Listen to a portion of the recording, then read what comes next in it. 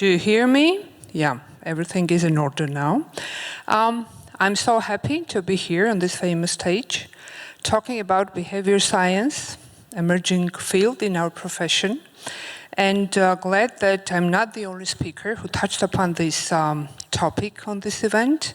My name is Tina, and I'm co-founder of BISC Partners, Behavior Insight Strategy and Communication Partners, a non-profit specializing in research and applying behavior science to public policy, developmental projects, and of course digital and innovation. I'm so happy also that this topic gains desired popularity among ourselves, and this is of course rightly so. Thanks to Dan, speaker from Ogilvy yesterday, you already have some introduction to the basic concepts, and that's very good because it will be easier for you to understand what I'm talking about. However, I wanted to again explain why it is so important, this knowledge for people in this audience and for the rest of people who deal with the projects that involve persuading or influencing people, would that be employees or customers or citizens, whoever, because we know that when designing a product or service or a digital flow, we have to address a irrational mind, because we know that people make decisions in the emotional state. But for most, for the majority of us, this is a totally black matter. This is so complex that we cannot decipher it, things like that. But the beauty of behavior science is that it found a system behind the irrationality, found a system, deciphered the back of the mind, and now we have actually evidence-based answers to why people do what they do. And that's what I wanted to share with you. Some of my experience and information that might help you in your work. I wanted this presentation to be of practical value, and if some ideas emerge, I would encourage you to grab a pen or phone and write it down. And that's why I would ask you to mindfully listen to this presentation, because there can be some principles that you find really very useful, which you can apply right away. So let's do it workshop style. Don't let any ideas to be lost. All right, let's go. This is first principle, first example. On this picture, Europe of 18th century is depicted. King Frederick the Great of Prussia talking to peasants about potatoes. Famine was one of the severe problems during that time in Europe, and Frederick saw potato a lifesaver. It was a completely new product brought by Spanish explorers from South America. It was easy to grow, hard to destroy or steal during invasions, and represented a promising new source of food. So he ordered to cultivate it, but Prussians would not have it, because eating potato was considered a disgusting behavior. It didn't have any smell, any taste, and looked ugly. But Frederick actually didn't give up, and he came up with a brilliant solution how to nudge citizens to eat potatoes. And soldiers were part of his solution. So here comes another question: what were the soldiers' tasks? Answer is simple. Actually, he ordered to plant fields of potato around Berlin and instructed his army to mount guards around the fields in the high-profile show of protection, so that potatoes were not stolen. And of course, this aroused a lot of interest. Guards at the same time were told off the record to take a nap or look the other way, to allow peasants to steal potatoes. And that's how the behavior spread. Potatoes became widely cultivated around the region and contributed to the decrease of famine. I guess from yesterday's workshop and presentation, you already know what was the psychological principle that was used by Frederick the Great. Any ideas? It was principle of scarcity. Yeah, you're right. Yes, we actually use it quite a lot in our practice, but maybe not all of us know what is behind this, why we are affected by this phenomena. Well, actually, according to behavior science, our fear of losing motivates us more, even twice as more, than something, prospect of gaining of something of equivalent value. And this is called loss aversion. When we talk about loss aversion, this is not as simple as just to talk about how we hate loss, but this is about how we hate loss more than we like to gain. And that's why our fears are in most cases unjustified, and it actually encourages us to invest in something or to commit to something. I will list a couple of ideas how you can use it in your practice. Something you may know, something may not, but you've been doing it unconsciously maybe, and now you can employ it with more rational manner. So the first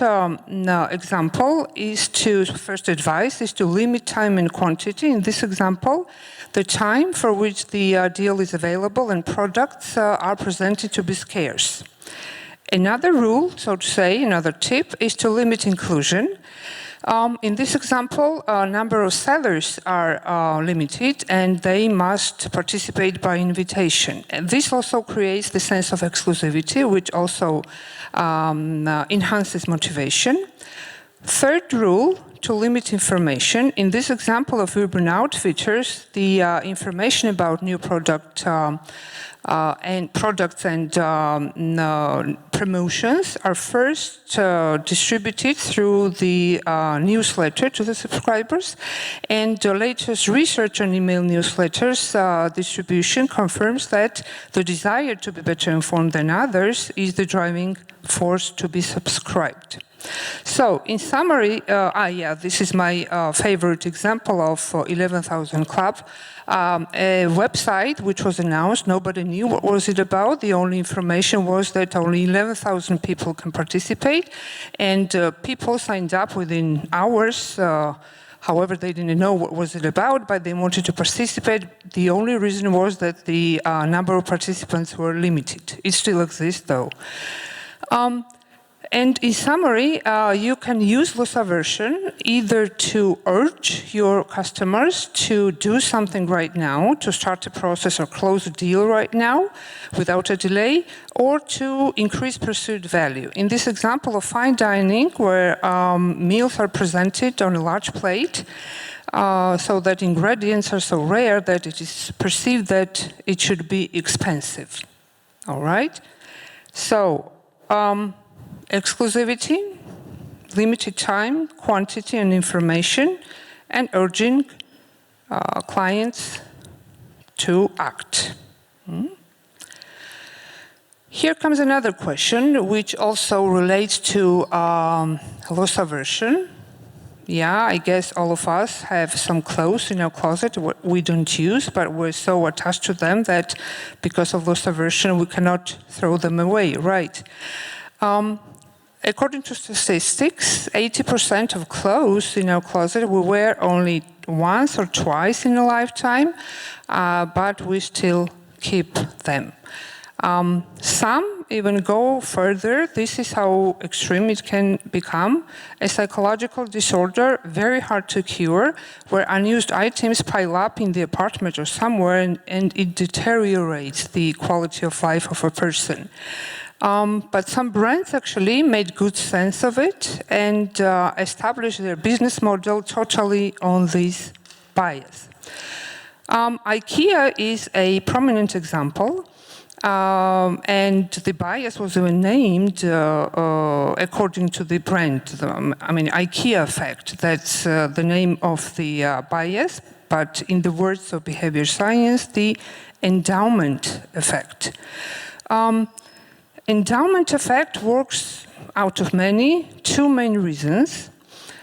Because when we speak about IKEA, actually, it is assumed that things that we create is perceived as of higher value for us. And that's why it became so popular.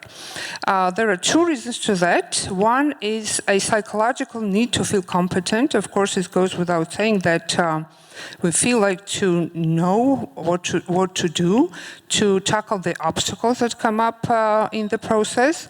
In fact, our perceived self-efficacy or our belief about our own ability to perform well and exert control over our lives is a very important psychological factor for our mental health. And when we assemble a piece of furniture or bake a cake, for instance, it increases our self-efficacy. And that's why it inflates the value of the things that we create. Another reason, something like this, according to the research, we, of course, value the things that we own, but also the things that we associate with. People have preferences over the letters of alphabet that appear in their names.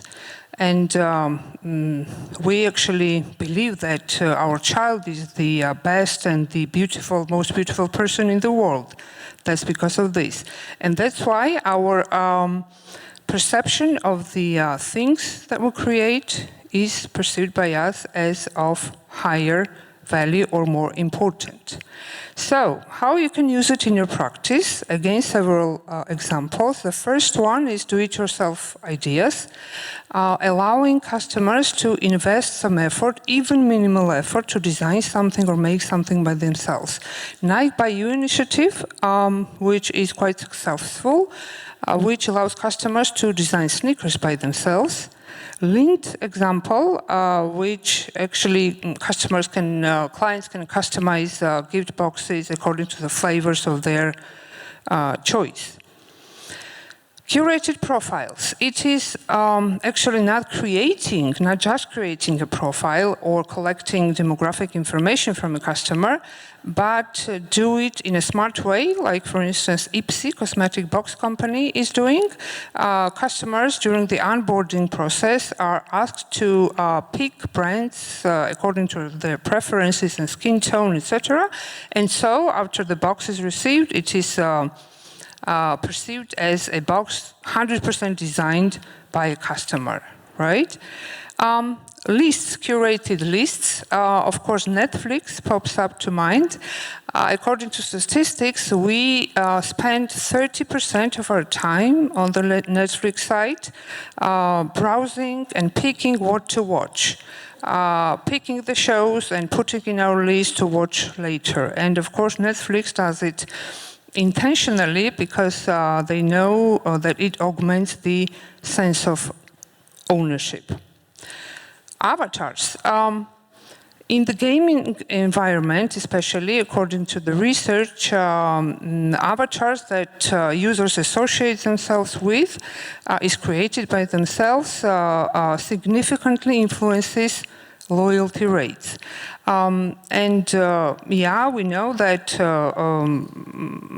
if we can assign actually random avatars like animals or alphabet letters or initials, but if we allow customers to do something by themselves, it is of course increases their sense of ownership, and brands like Bitmoji and Bemoji, that's why show this huge success. This is my avatar, which I made especially for this event. I think you like it.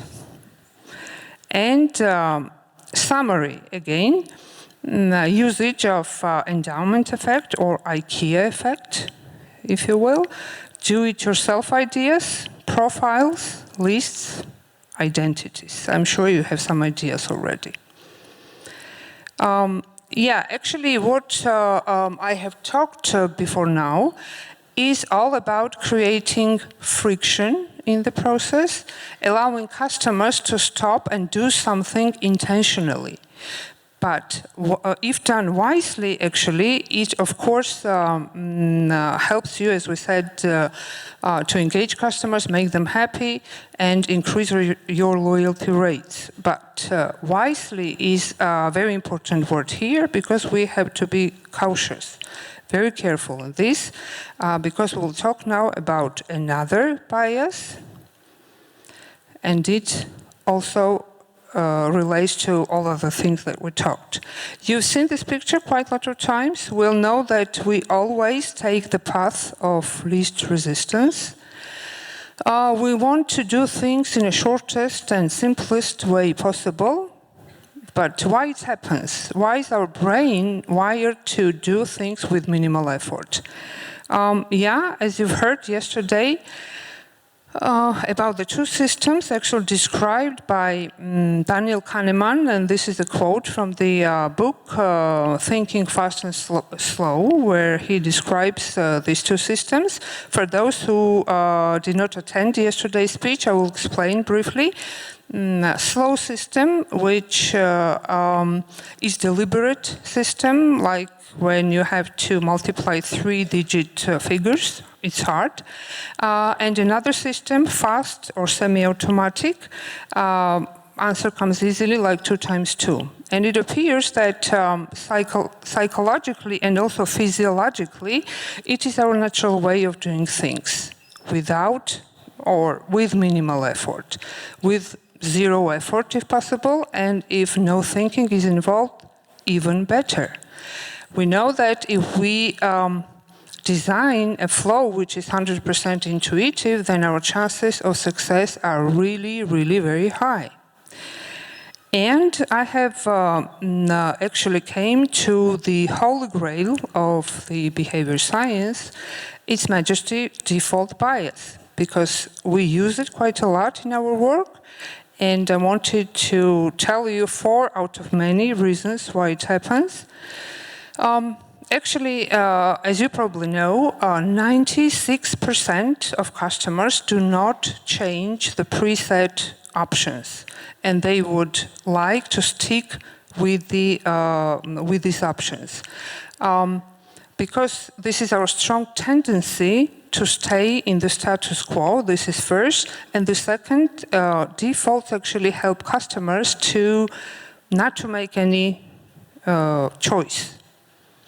The first reason to this is that making a choice requires mental effort, a cognitive cost, and I'd rather save this cognitive cost for some other priorities. Don't make me think. The second and third reasons are actually combined together.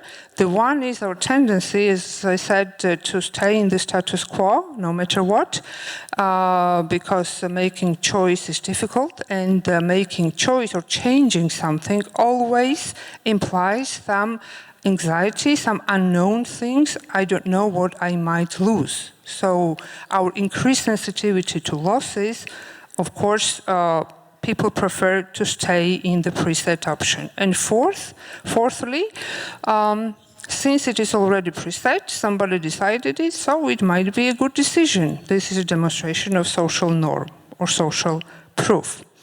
I will give you 3 examples from the analog world, but of course this approach you can use in your digital work also.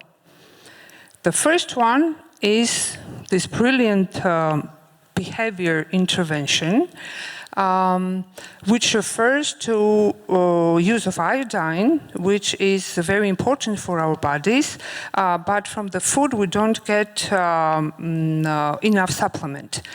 And instead of imposing heavy-handed and very expensive measures, like, for instance, persuading the whole population to take supplements, health professionals decided to add iodine by default in salt in the product that we use on a daily basis in every meal. And this is an excellent example how desired choice is made a default, and undesired or less desired choice is an active choice. You have to work really hard, even activate your system too, which we don't want, to find iodine-free salt in the supermarket or online.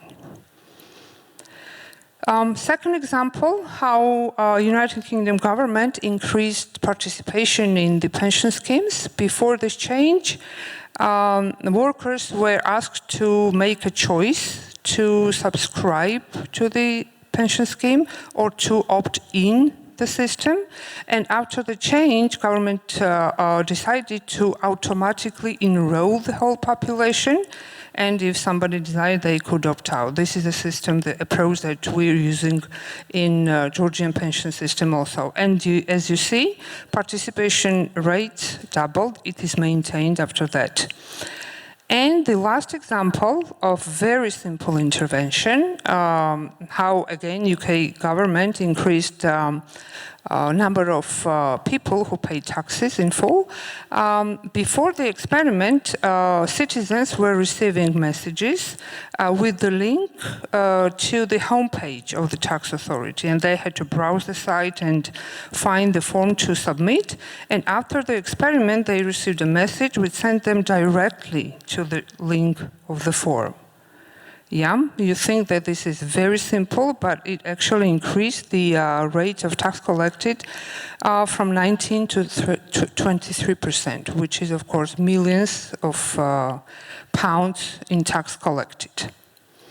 In summary, skip the step or the click in the process, opt-out versus opt-in system, pre-populate forms with the data that you already have, name, surname, geolocation, account number, etc. Don't make people to put a lot of effort here. Press select desired alternatives and reduce number of active choice, which means that reduce to minimum the points where customer have to stop and think about something. That was actually all that I wanted to tell you. I wish a behavior change, and behavior change is always in our profession for good, for healthier or wealthier life of your employees, citizens, or customers. Thank you.